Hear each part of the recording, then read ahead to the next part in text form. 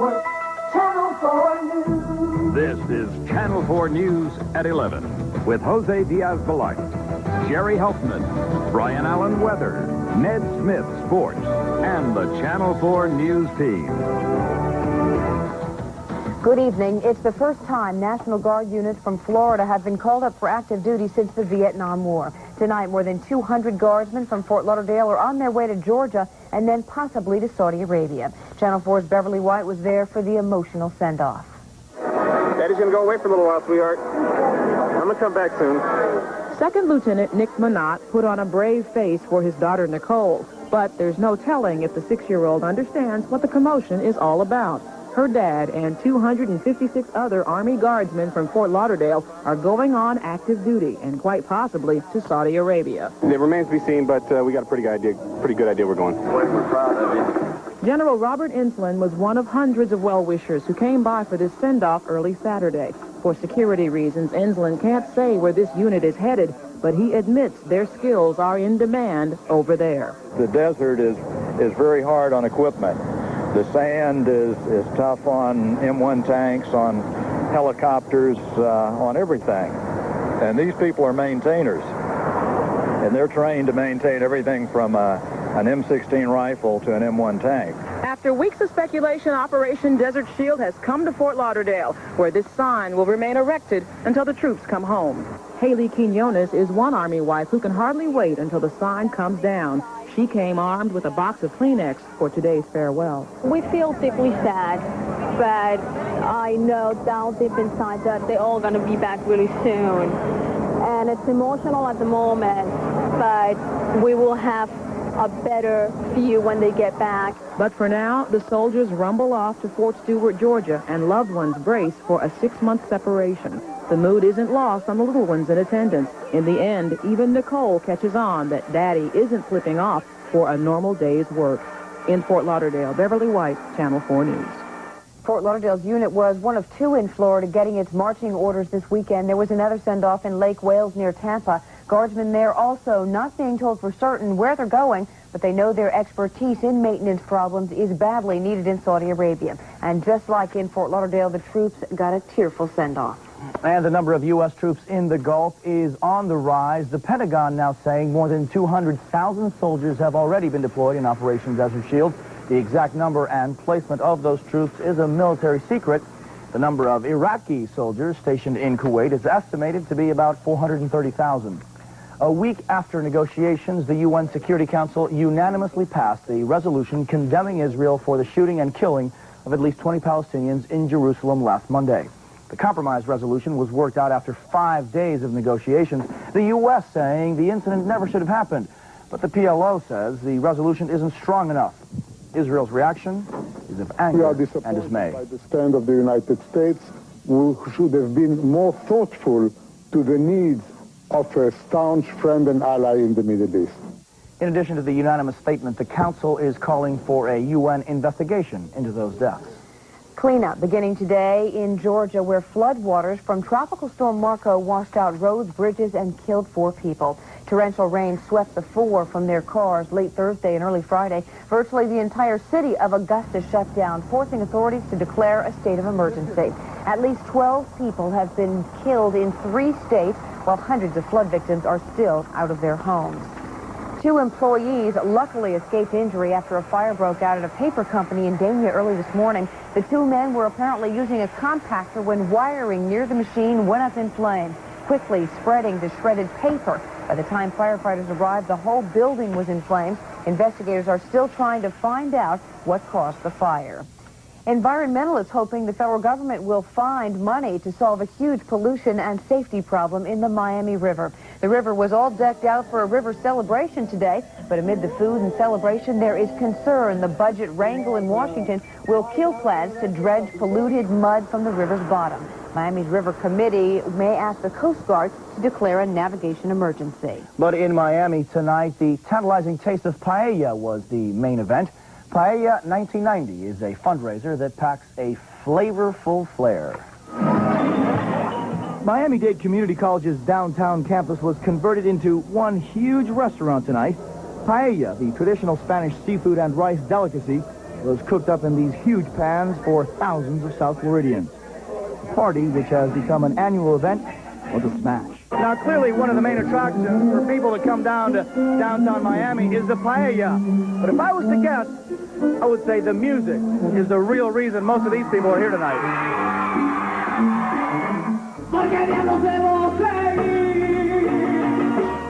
This year it's so much better structured, and it's just fantastic. It's easy to get drinks, it's easy to get to the food. It's just fantastic. I think this has been real successful, and we should keep on doing this every year. I mean, we can get the whole community together to have a good time together. I think it's great. It's really good. Good for the downtown culture and everything else.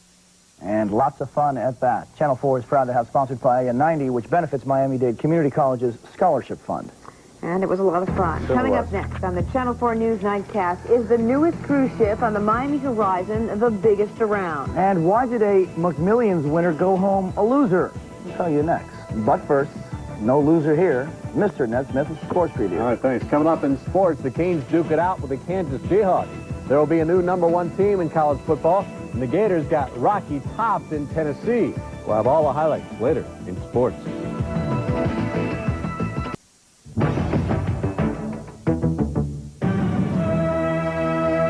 A man who made history in television news is being remembered tonight. Douglas Edwards, a pioneer in broadcast journalism, died today in Sarasota.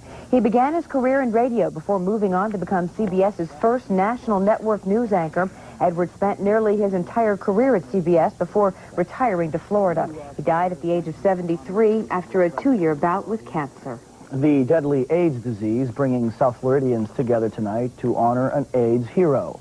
Allie Gertz, a young woman from New York City, has been educating people about AIDS and the dangers of casual sex since she was diagnosed with AIDS 2 years ago. Gertz was honored at a benefit tonight for the University of Miami AIDS Research Unit. South Floridians gathering to help another important cause tonight, cleaning up Biscayne Bay. Thousands of people took time out to take the trash out of Miami's most famous waterway, all part of Baynanza. Armed with garbage bags, gloves, lots of folks on the cleanup effort were surprised by the variety of what they found. Rope, wood, medicine bottles, glass. Where's the glass? Lots of stuff. Would you believe it? Yeah, a dresser and a nightstand on the other side of the island. Channel 4's Matter of Pride campaign is proud to sponsor these cleanup efforts, which makes the bay more beautiful and just might make others think twice before going overboard with their garbage. A big day on board as passengers on the new and improved SS Norway set sail for the high seas. The Norway back in action after a 2-month, $40 million expansion that makes it the world's largest cruise ship. The renovations include 2 new decks that add on 135 luxury suites, a spa, a round jogging track, and a supper club that brings total passenger capacity to over 2,000. It's bigger than my high school was, I think. That's true. Well, Ned Smith is next with Hurricanes and Gators highlights. And if you're a winner, actually, you are a winner if you pick these numbers. 343. That's 343. And you could be $20 million richer if you pick these lotto numbers: 21, 45, 25, 14, 35, and 42. Good luck.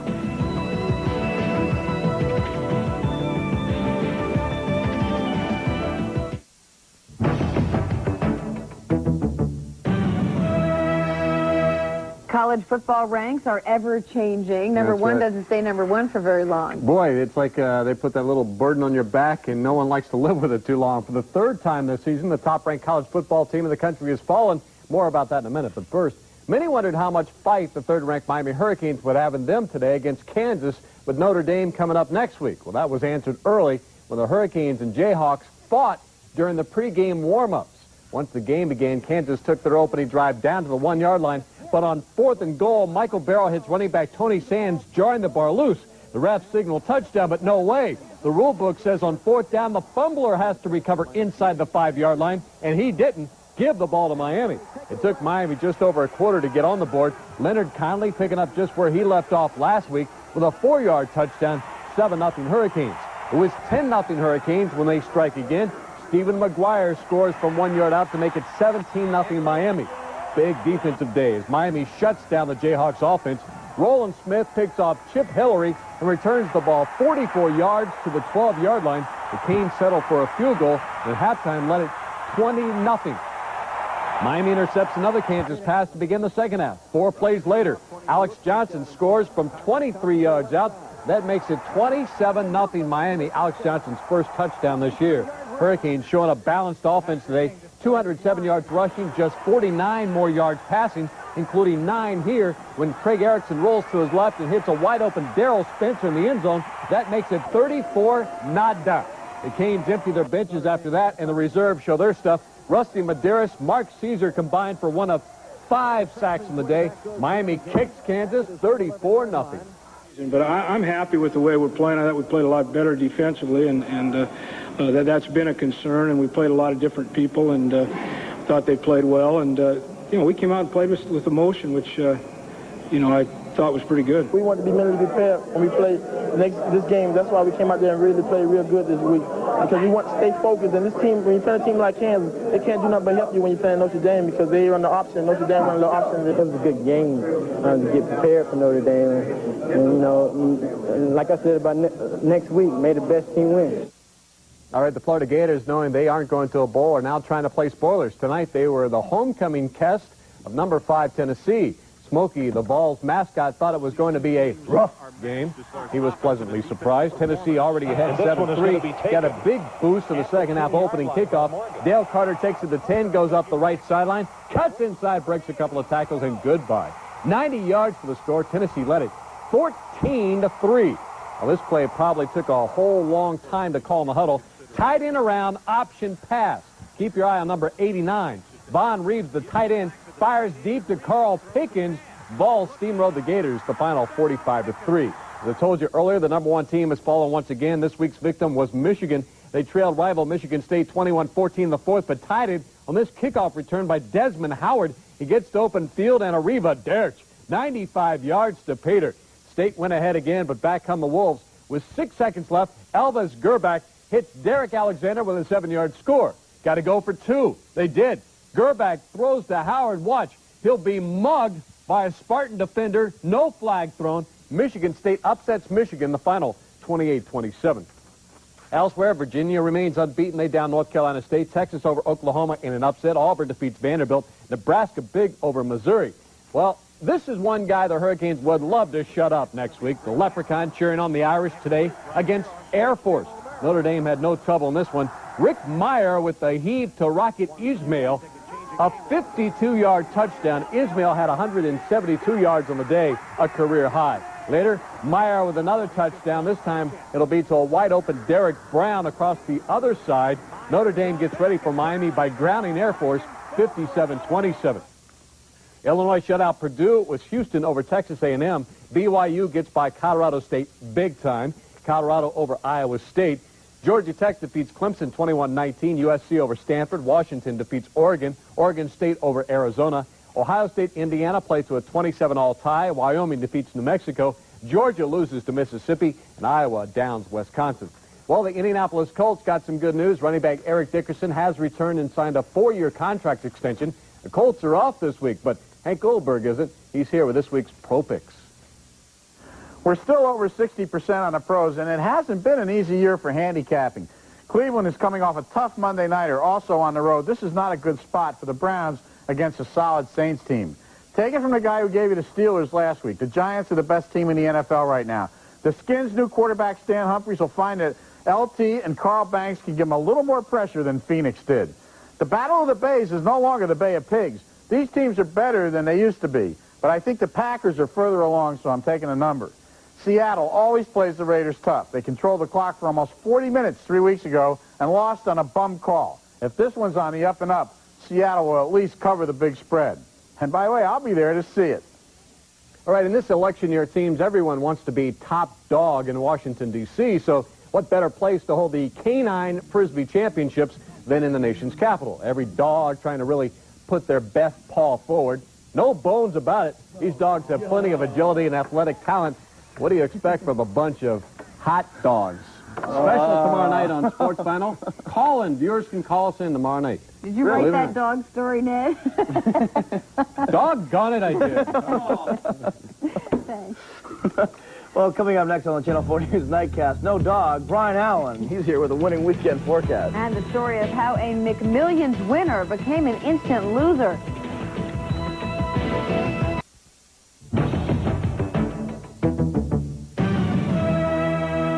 Well, it's weather time. What a beautiful night to be out and about in Didn't downtown. you think it was a little warm? A little humid. Downtown? We were all out in Paella 90 in downtown Miami. Time. Jerry was time. passing through. Passing Bravo, through. That's Mariano right. Luciano. It was a great time. It was a little bit warm. It was a little and warm. the coffee didn't help either that we kept drinking all night long.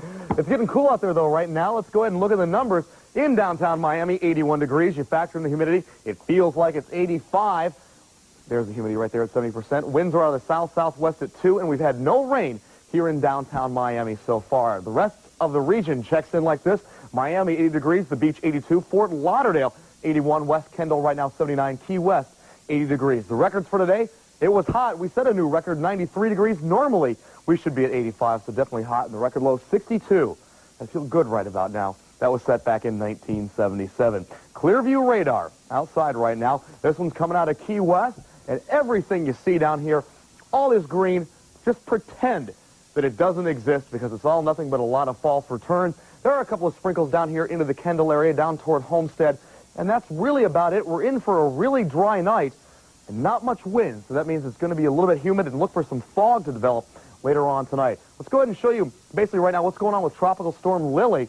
It's slowly falling apart. Now winds only at 50 miles per hour. Good news is moving to the north-northeast at about 14 miles per hour.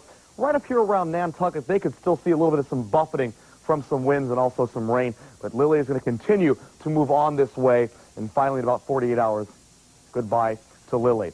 Let's go ahead and look at the satellite shot, and that'll give us a better idea of what Lily is doing right now. Well, if you watch it right there, the little, what's left of it. Looks pretty good a couple of days ago. There is all that's left right now as it continues to move. Really nothing very impressive. A little bit of an area out here. That's nothing really to worry about. We saw this early in the day. There it goes again. Blew up. Now fell apart. Really nothing to watch there either. But we are keeping our eyes right here on the system, right around Hispaniola and also Puerto Rico. Some pretty good thunderstorms in there. Not too conducive to development right now, but things could change. So we'll keep an eye on that area for you. Let's go ahead and take a look at the country for today. We throw it all together. 3 inches of snow, even a little bit more up through the Bitterroots Mountains, through Idaho, and also into Montana. Definitely windy through the Rockies, but warm, even some hot spots, Texas and Louisiana back into New Mexico, and still some flooding from what was left over of Klaus and then Marco as they all rolled up the East Coast. And hot here in South Florida, and it's going to be hot again tomorrow. Cool air, though, pushing down in to Kansas and Nebraska, and also about the northern quarter of Missouri up there. Still some heat and some warmth down through the desert southwest. Here we go with the forecast. We're doing some boating for tomorrow. Looks great. Winds will be variable, about 5 to 10 knots. Seas running 2 feet or less. The bay water is nice and smooth. Surf temperature not too bad, 84 degrees. Sun rises tomorrow morning at 7:19. For tonight, there you go, clear and some patchy fog, a low of 74 degrees. And for tomorrow, sunny, hot, a couple of showers, a high of 90. Here you go with your 4 more days. Monday, more sunshine and 90. Tuesday, a couple of afternoon thunderstorms just due to the heating. Wednesday and Thursday, not too bad, 88 and 89 degrees. Jerry? Thanks, Brian. And finally, a Michigan woman feeling the thrill of victory and the agony of defeat all in one day. Thelma Bellows became an instant millionaire for an instant after claiming a $10 million prize in the McDonald's McMillions promotion sponsored by NBC. But it turns out Mrs. Bellows was declared ineligible because her daughter works for Mickey D's. No. Bellows was heard saying it didn't seem real, and it wasn't. Can you imagine? What a drag. We're not eligible for that no, either. But, you know, that means like there's more money in the pot now for all of you who are playing. And that's it for us tonight. Thank you so much for joining us on the Channel 4 News Nightcast. And we leave you with more of the sights and sounds of tonight's Paella Festival. Good night. Take care.